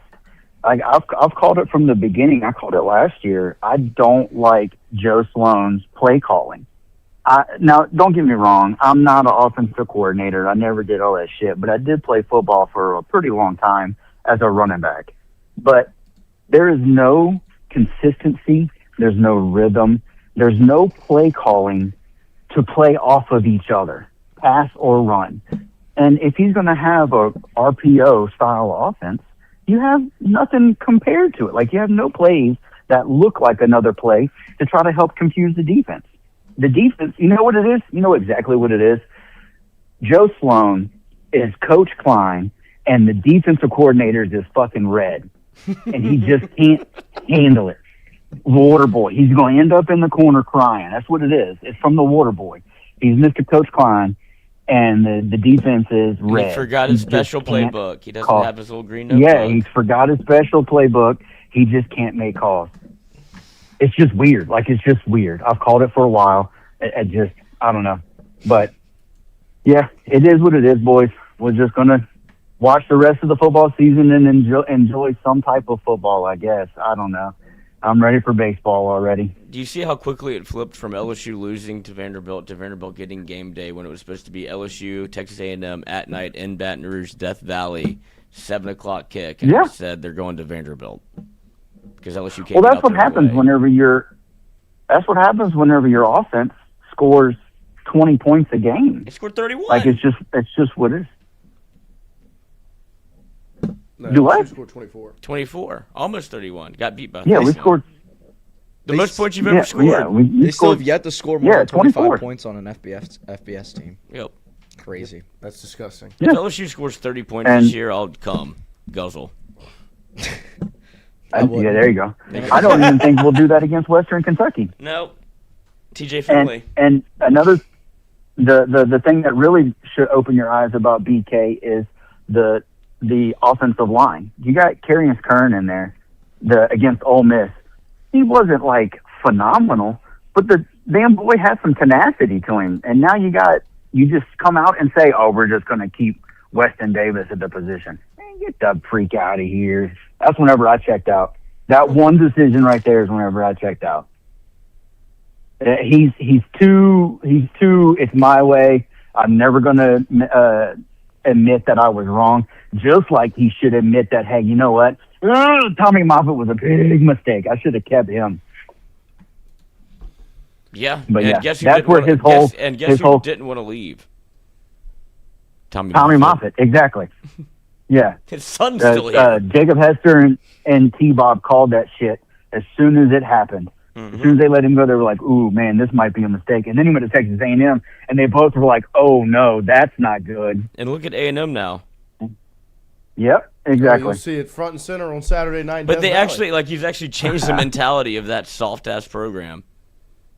Yeah, and like I tweeted out Saturday, this is embarrassing to where here we are for years. We've been making fun of Texas A&M and calling them Texas 8-4, and now all of a sudden we're the 8-4 team, and we're going to be that 8-4 team for a while. That's who we are. But we appreciate you boys. Have a Fonz. good day. Yes, sir. Yep. Only up from here. I'm gonna go. I'm out here in the garage doing woodwork because it's no reason to do anything else. Masturbating in the garage. Have a great day, Fonz. Right. Y'all have a good one. Yeah, appreciate you calling it. Yeah, no, look, But that's what, like, I would like to be positive. About what? Diego positive. There you go. Not only is sure, I'm HIV positive. That, like, they're not a bad football team, but it does feel like something's wrong. And I don't know what it is. And I don't like it.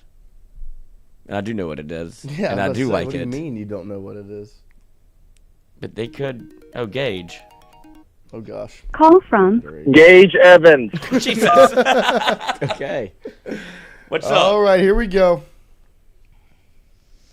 Hello? Hello? You know how a phone works?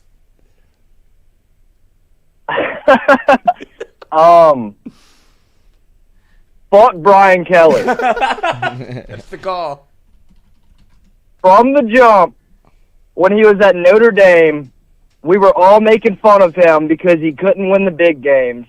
And it was the same shit going on over there when Notre Dame got into the BCS championship versus Bama and got their shit kicked in. We were all saying the same shit about Brian Kelly, and now he's over here, and now we're the fucking laughingstock. Mm-hmm. We're supposed to be the mecca. We're supposed to be the mecca of college football, and we might lose the next 3 big games. Like that is insane to even think about. That Texas A&M might come here and kick our ass. Alabama's definitely going to kick our ass. I mean, bro, this is piss poor. Piss poor. Every single time I turn on the TV and watch the LSU Tigers, I am fucking let down. And it just, dude, my heart. I can't. It does. I mean, I can't remember the last time, even those last final years when we knew Ed was, on the way out, Ogeron was on the way out. Like, we all had the faith, like, okay, they're going to bring in somebody, it's going to get better. It doesn't get better from here for us. I mean, like, we got $60 million on the table, and we're staring at $60 million right now. What are we supposed to do? Mm-mm. And then on top of that, I do have a question. I want to ask about the timeout we used in the second half because we had 10 players on the field at the 1-yard line. I just want y'all's take on that, and also the final 2 drives where literally I think we got 2 yards, maybe negative yards, and then we run a play with 4 minutes left on 3rd and 26, and we run the fucking ball, and the clock keeps on running. Like, what are we doing? Where's the coaching? Why is Brian Kelly not stepping up and saying this looks funny? What are we doing? It's like it's this like we're at the end of the day, we don't get paid to do this, none of us, and we can sit here and look at the TV and say what the hell is going on, and that dude is scamming Louisiana State University for $100 million. What are we doing? It's a very valid question. If you were, let's say, a billionaire. It's not we, it's they. You're right. He doesn't even. Yeah, it's unbelievable that he does that. If you were a billionaire that has made your hay in Louisiana, maybe went to LSU, would $50 million really bother you? Doesn't hurt that bad, does it? Can't. You'd be a legend. No. Yeah, but is there a billionaire? I mean, we got enough LSU alumni that, I mean, Shaq. He gives enough. Joe Burrow just signed a nice contract. And he's got I nothing mean, we got to a lot do, of them. and he's depressed. Might as well. Yeah, I mean. Maybe that'll. Yeah. I mean, he's the one that said give Coach O a lifetime contract. Flip him. Do it. Do it again. Bring him back. Fuck it. Yeah.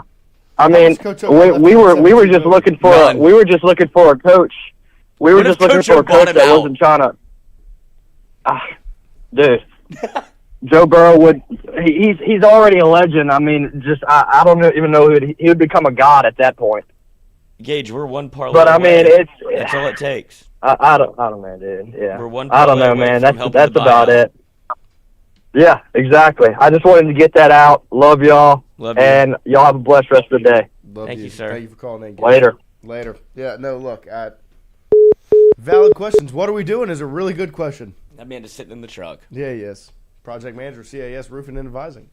Knock on the window. The timeout question at that spot, it's just I freaked out. as much as you want to, you can point out and pick out and label specific. It's all a reflection of who's in charge. That program is a mess. The operation, the day in, day out, is a mess. They had to sub receivers. They had 10 players on the field. It's all unorganized. It's a mess. Call from. This is Michael Indy. Oh, Mike Lindenbaugh. To accept, press 1. Chat. To send a voicemail, he press finally got through. There we go. Mike? Hey, this is Mike Lindenbaum. Mike, how are you? Are you doing okay today? No, I'm standing on top of the I'm standing on top of the LSU Union right now. I'm contemplating stuff because these drywall costs are just getting a bit too much. I got my milk and cigarettes. They're calming me down a little bit, but How are you? I don't know right now, man. What are you contemplating, Mike? I don't know if YouTube wants me to say all that. What happened to the drywall on Saturday? Well, I'll be honest. I went a little too overboard, and I went over into my normal wall, so got a big expense this week. Gotta head to Home Depot after this. My mom's pissed. So what led to the drywall? What part of the game, Mike, did upset you to that point? The offensive line was really bad. The defense was really bad, but just those last two drives, not even that. The goal line false start. How do you do that? To be honest, if you're that undisciplined at this point in the season, I honestly think when it's like hurricane-like forces, we send BK up on one of those filming towers. Oh my God! Oh Mike, appreciate you. Gotta go. Mike. Oh my God. Mike. Oh, Mike's drywall. Oh, gosh. Mike is the same caller that was sitting. I was about to say he's the same man the parade grounds. Yeah, that A&M. called us from the parade ground. What, 2 years ago? After A&M last year. He was just staring up, looking at the stars, hoping that we're looking at the same moon, and we were not. And he likes his cigarettes and his whole milk. That's what and he his said. mother. I And got his my mother. cigarettes and my milk, and they're calming me down a little. A little. Oh, Mike. I understand the feeling, Mike. It's been a rough couple of days. Look, today is the emotional day. Tomorrow will probably still be emotional, but hopefully as the week goes on, we'll see what we can do to get ready for A&M show-wise. Revisiting the poll from earlier, Show-wise Otani. 166 votes. Would you rather? Hell of a night for him. 40% say they want LSU to run the table. 60% says LSU lose out and fire Brian Kelly. Pete in the chat, agree with how big the game was. Let's beat A&M. The fact that 50% would rather lose out per that poll is crazy. I'm wearing LSU now. If you want LSU to lose out, throw your LSU stuff away. Look, I think the part about that 60% that throws it off is the fact that it includes fire Brian Kelly. If it was just LSU run the table or LSU lose out, no guarantee of firing BK. I think LSU running the table would be the favor. Well, I think But I think most people would rather save the program, I guess. The fact that I think they're just over it. It's guaranteed in that part of the poll for Brian Kelly to be gone is the reason why it has majority of the votes. But I sit in the standpoint where my desire would sit with I would love for LSU to win out. I would love to win football games and play in the postseason and do this football thing as long as possible. But I just don't really see that light at the end of the tunnel. I think that's where a lot of the votes come in for LSU lose out and fire Brian Kelly because they just don't think the top will happen. Because they just don't think that it's just how realistic is it. And that's the thing, as the week goes on, we talk about A&M. When you look at the A&M game, it's possible LSU wins. They're at home. They're undefeated at home this season. I didn't even feel like this after the Troy loss. Right. They're at home. And they can find a way to pull off a win. Then you can turn it into, well, now they have 2 weeks to prepare for Alabama, and then you've got Arkansas and Western Kentucky, and then depending on Mateer's health, you can talk your way around it. But, man, when you look at A&M on Saturday, it's hard not to be concerned about what Reed is going to be able to do with his legs after what you saw Pavia do. Then that rolls into Simpson and Alabama and the way they've played offense. They've been extremely good. That rolls into Arkansas and Taylon Green. He's going to use his legs. They've been a really good offense. I think the shittiest part about this, too, it's like with O, you could come up with like a surprise win, like against an Alabama, or get close to it. Brian Kelly doesn't carry that at all. There's nothing surprising that's going to happen in the next 3 weeks. They're just going to lose. Pete says just beat A&M and let's go from there one game at a time. 1-0 each week, huh? 1-0 each week. Well, let's play some games this morning. Let's bring some positivity around with some athletic connections than our daily does and try to go 13 for 13 here on this Monday morning. Rohan wanted to join us this morning, got held up in a meeting, so he'll be in on Friday morning. Rohan Davey will come join us Friday morning. He'll be with us Friday, Saturday, Sunday this week. And so preview the game on Friday morning at 8:30. Be reacting to the game post-game Saturday night. And then recapping the game Sunday evening. Sean's coming in town. Sean is? Perfect. Get Sean a microphone. I will be late to the... But you'll bring Sean with you. Yes. That's what we need. I don't know what he's going to do. Give Sean a microphone. He's had one before. Didn't go great. I think it'll be better this time. Oh, yeah. We've got... Let's see. My sweet boy. Bantamweight, heavyweight, featherweight. Oh, there you go. Featherweight. Featherweight, flyweight. Featherweight. Featherweight, bantam. Oh, God, Chanticleers. It's a Chanticleer. You've got the Sky, the Bulls, the Cubs, and the Bears. It's Chicago.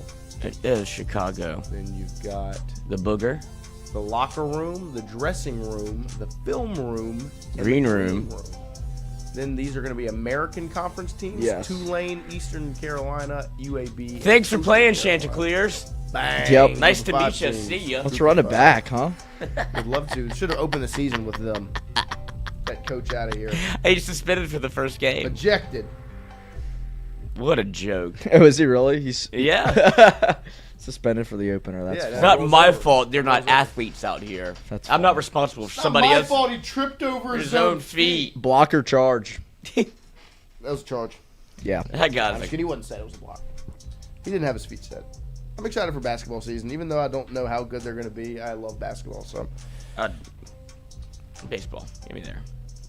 Women's basketball. No, you can't skip the Pels. Can't skip the Pels. Yeah, I absolutely can. Women's basketball. I do love women's basketball. LSU women's basketball. Make it happen.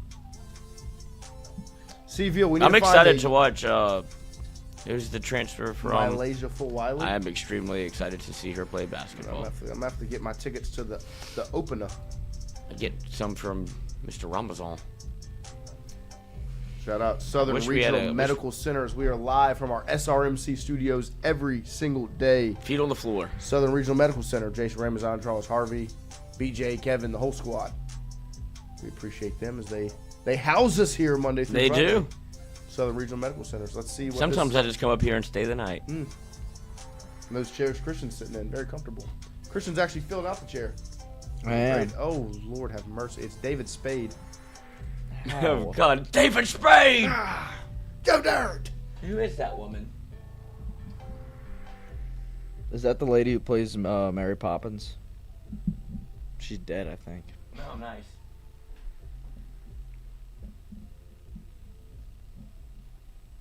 Who is that? Who's this woman? Queen Elizabeth? No. I think is it the wife from the what was that? Remember the movie we talked about Ryan Gosling and Steve Carell? Crazy Stupid Love, is that what it's called? Mm-hmm. Is she the wife that cheats on with David Lindhagen? The hog? David Goggins? Julianne Moore? That is her. It is Julianne Moore, I think. Let's see. But only one way to find Spade out. First. David Spade. David Spade!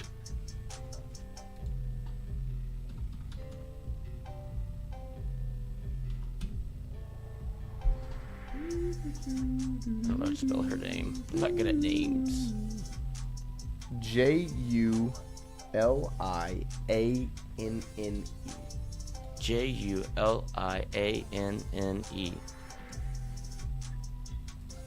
Nice. Disgusting. Boom.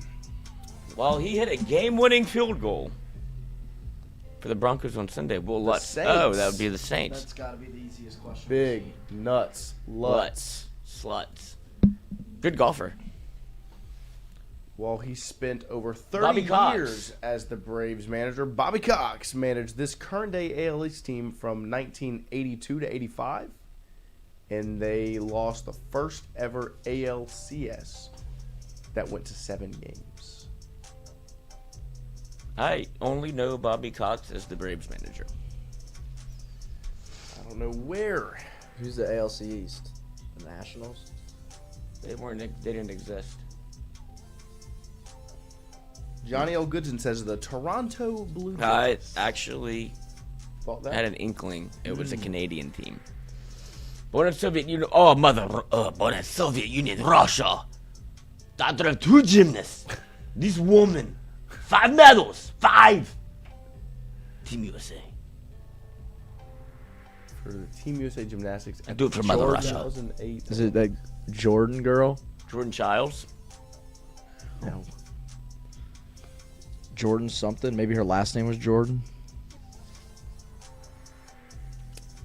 Oh, you know who it is? It's the fuck. I know who this is. If somebody says the name, Oh, they have it in the chat. What is it? It's Nastya. Yes, Lukin. Why are you grinning over there? STI. Yep. Nasty. You're sicko. History. What former American vice president won an Academy Award? Al Gore. There you go. Wait. Yes. Haha. You invented the Beverages. internet. Man, bear, pig. In their superior white rum variety, this brand of rum is currently offering a special Halloween edition glow-in-the-dark bottle with the skeleton motif logo. I'm not a rum guy. I will drink it. Where did all the rum go? I don't drink it. I don't drink alcohol, so I don't know. That's not true. You're gonna start. You should start. Adderall or alcohol, pick one. Neither. Me neither. I don't drink either. I do. I'm gonna drink today. I'm gonna drink right after the show. We know. Bacardi. That's right. Cardi B. That's the only one. I did go through a brass monkey phase. A brass monkey? That funky monkey. Oh yeah. It is dark rum, vodka, orange juice. Delicious. Dark rum, vodka, orange juice. Interesting. Before Family Guy, Seth MacFarlane was a writer Johnny and Test. actor on this Cartoon Network animated show that they Johnny Bravo. Yeah, Johnny Bravo. Bravo. Not Johnny Test. He's a boy. Johnny Test is a boy. Yeah. Johnny Bravo is a man. I've never watched Johnny Bravo is a fucking pervert. Like that show's a problem. It's a problem. Like if This you go back American- and watch it now, you'd be like, ugh. Like Seth MacFarlane, maybe you have some questions to answer. Yeah. Little girl. Take a seat. This American filmmaker directed multiple iconic horror films, including the original Halloween, The Thing, The Fog, and Christine. I just watched Halloween. Well, who was the director? I fell asleep. So you didn't watch the credits. That's disgusting. John Carpenter, says Johnny L. Goodson. Johnny's been stepping up over here with these answers. I'm gonna nail that part like Jesus the Carpenter. John Carpenter. The English singer and TV personality was known as Mel B. Mel B. Barbara Babcock. Mel B. She's Scary Spice. Mel B. Look at us. I don't know. Oh yeah. I say you get 1-0 every day. 9-0. 9-0. I got a text from my buddy Brant. He just said, I know you've got to be hating on the show this week. I said, LOL. He said, just say sending hate to Brian Kelly from my buddy Brant. There you go. $1 super Brant, chat. There you go. We appreciate all of you tuning in this morning. Any super chat you give, we will donate directly to the buyout. There you go. This can be your. This is how you siphon the money. Wash the money. Wash the money. We appreciate you guys joining us here on this Monday morning. Make sure you like, subscribe, share it with your friends, share it with your family. Take a stranger's phone, subscribe on it. They will appreciate it. And once we end the stream, leave comments down below. Whether you do some open-ended questions, get some things rolling. The comments really help us out, help us grow. We appreciate all of you. We'll be back tomorrow morning, 7 to 9 a.m. Mic'd up, 6 to 8 this p.m. Can't wait to hear their spin. We'll see you in the morning.